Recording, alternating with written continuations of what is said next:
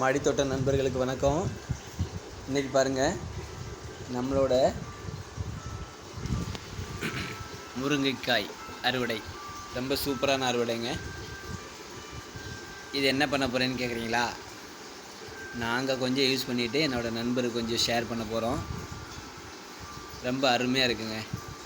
பாருங்கள், இது இன்னும் கொஞ்சம் கூட விளையும் அப்படி சொல்கிறாங்க. ஆனால் நிறையா காய் இருக்கும்போது நம்ம உபயோகத்துக்கு பறிக்க தப்பு இல்லைன்னு பறிச்சிருக்கேன். பாருங்கள், நல்லா இருக்குது, ரொம்ப சூப்பராக இருக்குங்க. ரொம்ப நீட்டு காயின்னு சொல்ல முடியாது, அதே சமயம் ரொம்ப மோசம்னு சொல்ல முடியாது. கிட்டத்தட்ட ஒரு 2 அடிக்கு கிட்ட இருக்குது. சூப்பராக இருக்குங்க, சூப்பராக வந்திருக்கு காய். அதே மாதிரி பாருங்கள், இப்போ நம்ம வீட்டில் இந்த மக்காசோளம் வந்து ரொம்ப சின்னதுங்க. ஆனால் பாருங்கள், அதுலேயும் 2 வருதுங்க. பாருங்கள்,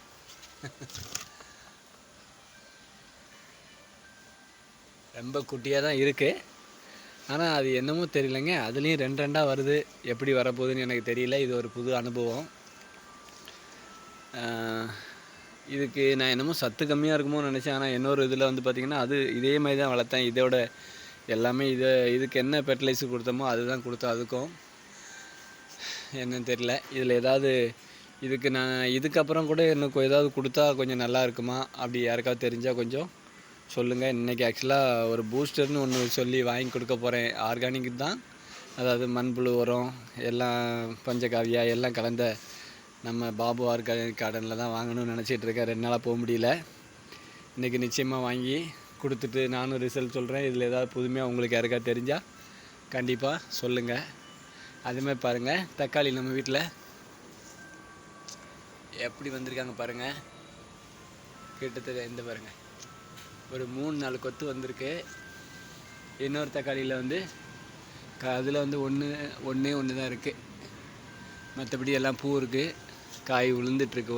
ஒரு காய் விழுந்துட்டுருக்குன்னு நினைக்கிறேன். பரவாயில்ல, இருந்தாலும் அதை ஒரு காயின்னு நினைக்காம சூப்பராக இருக்குது. ரொம்ப அருமையாக இருக்குங்க. பாருங்கள், எப்படி கொத்தாக இருக்குது பாருங்கள், எப்படி இருக்கு பாருங்கள், சூப்பராக இருக்குது.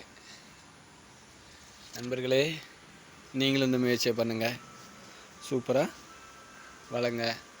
ஒவ்வொரு செடிகளை வளர்த்து ஆர்கானிக் முறையில் நம்மளால் முடிஞ்சதை எல்லாமே நாம் செஞ்சிட முடியும்னு நாங்கள் சொல்ல வரல. மாடித்தோட்ட குரூப்பில் யாருமே அப்படி சொல்ல மாட்டாங்க. நிச்சயமாக முயற்சி பண்ணுங்கள், நல்லது நடக்கும். நன்றி, வணக்கம்.